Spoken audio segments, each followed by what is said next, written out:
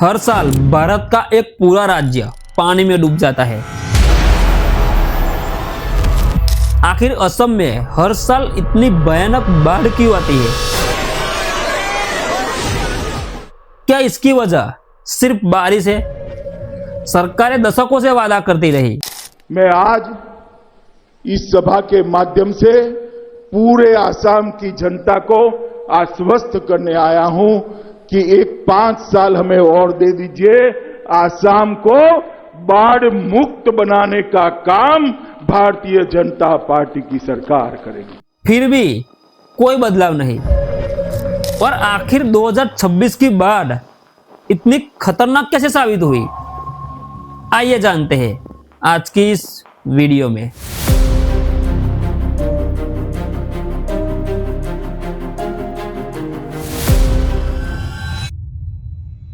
असम की कहानी समझने के लिए सबसे पहले समझना होगा ब्रह्मपुत्र को।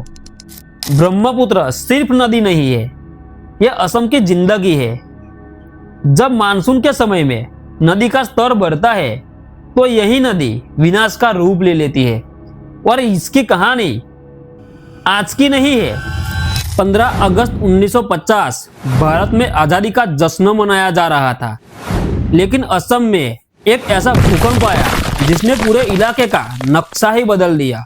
लगभग 8.7 तीव्रता के इस भूकंप के बाद पहाड़ों में बड़े पैमाने पर भूस्खलन हुआ और भारी मात्रा में मिट्टी और चट्टानें नदी में पहुंची। इसके बाद नदी का तल ऊंचा हो गया और हर मानसून में बाढ़ पहले से ज्यादा खतरनाक होती चली गई। 2012, 2017, 2020 और 2022 हर बार वही तस्वीर। पानी में डूबे गांव, बर्बाद फसलें, टूटे हुए घर और लाखों लोग राहत शिविरों में। लेकिन सवाल यह है, इतने सालों में आखिर स्थायी समाधान क्यों नहीं निकला? सरकारें आती रही, वादे होते रहे, तटबंध मजबूत करने, नदी के कटाव को रोकने, ड्रेनेज सुधारने और बाढ़ से स्थायी राहत देने की बातें होती रही। भारतीय जनता पार्टी की सरकारों ने भी बाढ़ नियंत्रण, तटबंधों की मरम्मत और लंबे समय के समाधान के लिए कई योजनाओं और घोषणाओं की बात की। लेकिन हर साल मानसून आते ही असम फिर से उसी सवाल के सामने खड़ा हो जाता है। और फिर आया 2026। इस बार तस्वीर और भी डरावनी थी।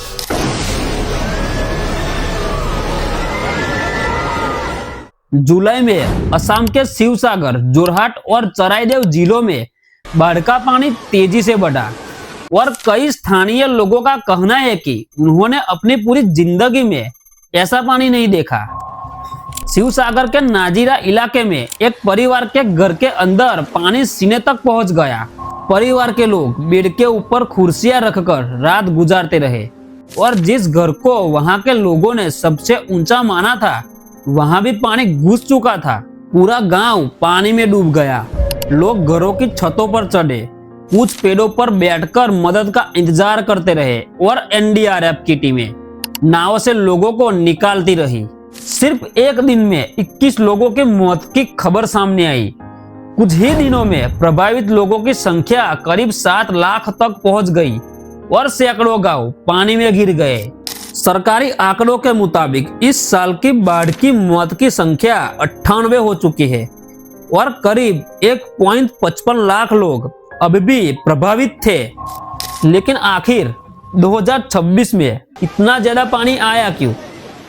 बारिश एक बड़ा कारण है, लेकिन सिर्फ बारिश को दोष देना यह पूरी कहानी नहीं बताता। ब्रह्मपुत्र और उसकी सहायक नदियों में गाद जमा होना, नदियों के किनारे का लगातार कटाव, जंगलों की कटाई, पहाड़ी इलाकों में मानवीय गतिविधियां और बदलता हुआ मौसम, इन सब का असर बाढ़ की गंभीरता पर पड़ता है।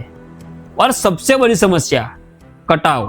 असम में नदी सिर्फ पानी नहीं ले जाती, कई बार जमीन भी ले जाती है।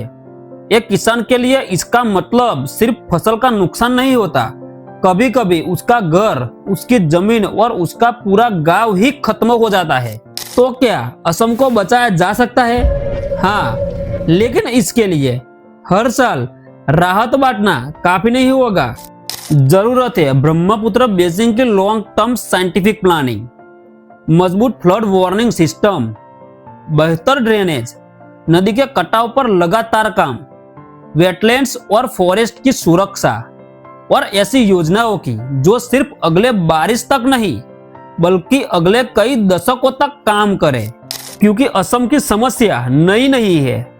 1950 से लेकर 2026 तक पानी बार बार लौटता रहा, सरकारें बदलती रही, वादे बदलते रहे, लेकिन बाढ़ के सामने खड़ा आम इंसान आज भी वही सवाल पूछ रहा है, अगली बारिश में मेरा घर बचेगा या नहीं। अगर वीडियो पसंद आया हो तो लाइक, शेयर और सब्सक्राइब जरूर करें।